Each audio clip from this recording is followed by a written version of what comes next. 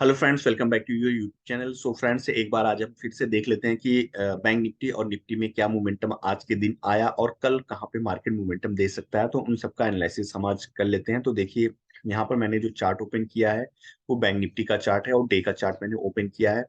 तो आप देखिए कि बैंक निफ्टी आज जो कि अपने रेजिस्टेंस का ब्रेकआउट देते हुए ऊपर की तरफ क्लोजिंग दिया। तो एक बार मैं रेजिस्टेंस आपको दिखा देता हूँ। रेजिस्टेंस देखिए, ये आपका था, ठीक है, 42,715 का था। इसको ब्रेक करके और इसके ऊपर क्लोजिंग दी है, 42,821 का क्लोजिंग दिया है, ठीक है। और देखिए ऊपर ये क्यों इस रेजिस्टेंस के पास नहीं गया, बिकॉज ऑफ की देखिए ये रेजिस्टेंस था। तो हुआ क्या कि उससे पहले की कैंडल का ये देखिए क्लोजिंग यहाँ पर थी, ठीक, और ये एक कैंडल था, ठीक, और ये भी क्लोजिंग, और ये एक और रेजिस्टेंस था। तो इन सब के पास से ही प्राइस रिजेक्ट हो गया, क्योंकि मार्केट में ज्यादा कोई बड़ी मोमेंटम नहीं आई। तो यहाँ पर इन सबका रेजिस्टेंस को फेस करके मार्केट वहीं से ही मूव कर गया। तो अब मैं चलता हूँ, आपको 15 मिनट्स के चार्ट पे मैं एक्सप्लेन कर देता हूँ। तो मैं यहाँ पे 15 मिनट्स का चार्ट लगा लेता हूँ। देखिए 15 मिनट्स के चार्ट पे देखिए क्या हुआ कि मार्केट गैप अप ओपनिंग हुई, ठीक, और इस रेजिस्टेंस के ऊपर ओपनिंग हुई। कोटक और आईसीसी का रिजल्ट आया था, तो इस वजह से मार्केट में एक बुलिश मोमेंटम दिखाया। और बुलिश मोमेंटम दिखाने के बाद प्राइस जो कि आप देखिए कि यहाँ से लेकर के इस कैंडल 15 ईयर्स की कैंडल का एक रेड फॉर्म में बनाया, फिर उसको रिटेस्ट करते हुए फिर मार्केट ऊपर गया। तो ऊपर का जो मैंने रेजिस्टेंस बता दिया कि आपका 43,000 के आसपास थोड़े से पॉइंट से, ठीक है, आपका अगर मैं इस कैंडल का प्राइस देखूं 43,005 रुपये, तो 43,005 रुपये से ये प्राइस घूम गया ऊपर। रेजिस्टेंस मैंने आपको मार्क करके दिखा दिया 43,015 का। तो 10-5 पॉइंट आप अपना मान के चल सकते हैं, क्योंकि ये एक राउंड फिगर नंबर था। और उसके बाद मार्केट में एक साफ सेलिंग देखने को मिल गई, और ये अपने जो कि ओपनिंग था उसी के पास ही आकर के ये रुक गया, ठीक है। यहाँ पे आप देखिए कि यहाँ पे रुका। तो देखिए प्राइस कैसे हुआ, ये ऊपर गया, ऊपर रेजिस्टेंस के पास गया और उसको ब्रेक नहीं कर दिया। अगर यहीं पे ही ये टाइम बिताता, ठीक है, जैसे यहाँ पर इसने टाइम बिताया, ठीक है, यहाँ पर आप देखें तो यहाँ पर थोड़ा सा प्राइस कंसोलिडेट हुआ। तकरीबन आपका आधे घंटे, 1 घंटे, 1 घंटे तक आपका प्राइस जो कि कंसोलिडेट हुआ। अगर यहाँ पे प्राइस कंसोलिडेट होने के बाद अगर ये ऊपर फिर से रेजिस्टेंस के पास जाता और यहीं से ब्रेक करके फिर ऊपर निकल जाता, तो डेफिनेटली ये ब्रेकआउट आ जाता, तो अगले रेजिस्टेंस के पास जाता, ठीक है। बट वहां से प्राइस रिजेक्ट हुआ, और प्राइस रिजेक्ट होने के बाद आप देखिए स्लोली स्लोली स्लोली आपका ये प्राइस अपने जो कि डे का लो था उसके पास आकर के रुक गया, और वहां से फिर कोई बड़ी मोमेंटम नहीं आई, ठीक, और वहीं से प्राइस फिर से कंसोलिडेशन जोन में चला गया, ठीक है, और अपने डे का जो लो था उसके पास ही जाकर के यहाँ पे क्लोजिंग दे दिया, ठीक है। तो इस हिसाब से आप देख सकते हैं कि मार्केट में एक गैप अप ओपनिंग आई, और गैप अप ओपनिंग आने के बाद मार्केट में कोई बड़ी मोमेंटम, फिर एक शार्प सेलिंग आई, फिर वहीं पे मार्केट सेकेंड हाफ में तकरीबन 2-2:30 बजे मार्केट वहीं पे ही कहीं आकर के कंसोलिडेट हो गया। अब देखिए कल मार्केट कहाँ पे मोमेंटम दे सकता है उसके बारे में हम बात कर लेते हैं। देखिए नीचे का हमारा जो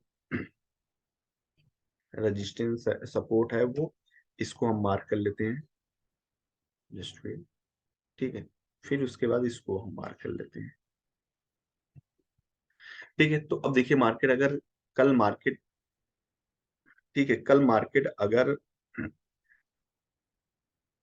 ठीक है, इस आपका ये ट्रेड लाइन, ठीक, कल मार्केट अगर इसी जोन के पास अगर खुलती है, ठीक, इसी जोन के फ्लैट ओपनिंग होती है, तो हम देखेंगे कि अगर प्राइस इस लेवल के नीचे आई और कंसोलिडेट हो हुई, और फिर प्राइस एक्शन के हिसाब से हम यहाँ तक का टारगेट ले सकते हैं 42,470 के लिए, ठीक है। और मार्केट अगर फिर यहाँ पर जैसे अगर मैं ये ट्रेड लाइन ड्रॉ कर दूं और यहीं पे कहीं खुली, और अगर इस ट्रेड लाइन को ब्रेक कर दी और इस 15 मिनट्स के कैंडल के ऊपर अगर फ्रेश कोई कैंडल बनती है, तो फिर हम इस और इसके लिए आपका ये जो दो दो टारगेट है 42,900, मतलब 100 से 150, ज्यादा बड़ा नहीं, 100 और 150 पॉइंट के लिए हम छोटे छोटे टारगेट के लिए प्लान कर सकते हैं, अपसाइड, कॉल साइड,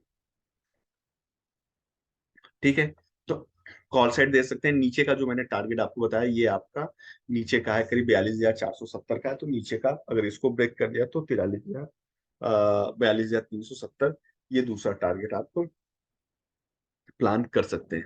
ठीक है, अब मैं खोल लेता हूँ निफ्टी का चार्ट। तो निफ्टी का चार्ट मैं एक बार खोल लेता हूँ। निफ्टी के चार्ट पे आपको बता देता हूँ, डे के चार्ट पे देखिए निफ्टी क्या हुआ। ठीक है, अपने प्रीवियस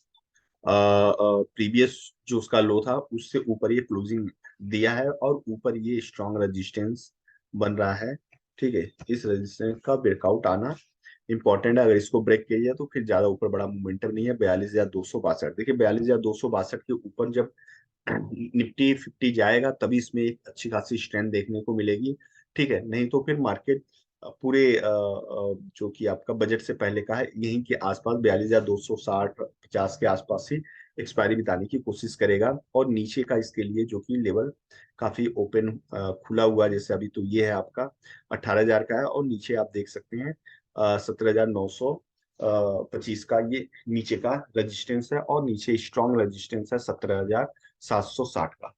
ठीक है, तो ये नीचे का ये सब लेवल आपका स्ट्रॉन्ग सपोर्ट। ठीक है, फिर उसके बाद ये आपका एक सपोर्ट हो जाता है, फिर ये सपोर्ट है। ठीक है, अब मैं यहाँ पे लगा लेता हूँ 50 मिनट्स का चार्ट। 50 मिनट्स के चार्ट पे हम देखते हैं कि क्या आज मार्केट में मोमेंटम आया। ठीक है, तो 50 मिनट्स के चार्ट पे आप देखिए कि मार्केट, जस्ट वेट। ठीक है, मार्केट ये भी गैप अप ओपनिंग हुई। ठीक है, गैप अप ओपनिंग होने के बाद ये जो इसका एक रेजिस्टेंस था यहाँ पर, इस रेजिस्टेंस के पास गया। ठीक है, यहाँ पे आप देखिए एक रेजिस्टेंस था, इस रेजिस्टेंस के पास गया। तो इसको ड्रॉ कर लूं। ठीक है, और उसके ऊपर ये कैंडल ब्रेकआउट नहीं दे पाई और वहां से फिर ये थोड़ा सा टाइम, आप देखिए कि वहां से फिर ये थोड़ा सा कंसोलिडेट हुआ। फिर उसके बाद 45 मिनट के बाद फिर इसमें साफ सेलिंग आई। ठीक है, सेलिंग आई तो ये सेलिंग आपकी इस लेवल तक के पास आई। ठीक, और फिर वहां से फिर ये प्राइस एक्शन बनाते हुए फिर ऊपर गया और फिर कहीं यहीं पे कंसोलिडेट हो गया मार्केट। ठीक है, तो इससे क्या समझ में आता है कि मार्केट अपने लेवल को ब्रेकआउट नहीं दे पाया। अगर ब्रेकआउट देता तो फिर यहाँ पे थोड़ा सा टाइम बिता करके फिर इसको ब्रेक करके ऊपर जाता या फिर यहीं से साफ सेलिंग इसका रेजिस्टेंस लेता। फिर यहाँ पे हम देखते हैं प्राइस एक्शन क्या बन रहा है। ठीक है, तो हमेशा प्राइस एक्शन के हिसाब से ही काम करना चाहिए। जैसे यहाँ पे इतना गैप अप हुआ, मार्केट इतना ऊपर गई, फिर यहाँ पे थोड़ा सा कंसोलिडेट हुई, तो हमें इन सब मतलब कि यहाँ पर करीब जैसे इस कैंडल पे या फिर इस कैंडल पे जब हमें एक डाउन ट्रेंड मिला तो फिर हमें यहाँ पे ट्रेड आप ले सकते थे। मतलब थोड़ा सा टाइम बिताए, मतलब मार्केट अगर गैप अप ओपनिंग हुई या गैप डाउन ओपनिंग हुई तो थोड़ा सा वो जरूर टाइम बिताएगी 30 मिनट्स के लिए। ठीक है, आपका कभी कभी 15 मिनट्स, ठीक है 30 मिनट्स या 45 मिनट्स के लिए टाइम बिताती है, कंसोलिडेट होती है। कंसोलिडेशन होने के बाद ही देखिए यहाँ पे एक अच्छा खासा करेक्शन देखने को मिला। करेक्शन के बाद फिर से ये थोड़ा सा प्राइस ऊपर गया। ठीक है, प्राइस ऊपर और फिर इस ट्रेड लाइन को ये फॉलो किया। अगर मैं यहाँ पे एक ट्रेड लाइन ड्रॉ कर दूं तो इस ट्रेड लाइन को फॉलो किया और ट्रेड लाइन को फॉलो करने के बाद इसको ब्रेक नहीं कर पाया और यहीं पे ही मार्केट कंसोलिडेट होकर के कहीं ना कहीं रुक गया।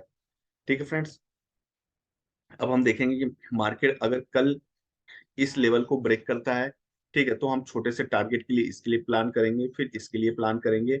और अगर मार्केट इस लेवल को ब्रेक कर दिया, ठीक है, यहाँ से सपोज अगर मार्केट यहाँ पे कहीं खुलता है और इस लेवल को ब्रेक कर देता तो फिर नीचे का हमारा जो ये लेवल है 18,020 तक का है, तो इसके लिए प्लान कर सकते हैं। और छोटा टारगेट हमारा 18,060 के लिए हम इसके लिए प्लान कर सकते हैं।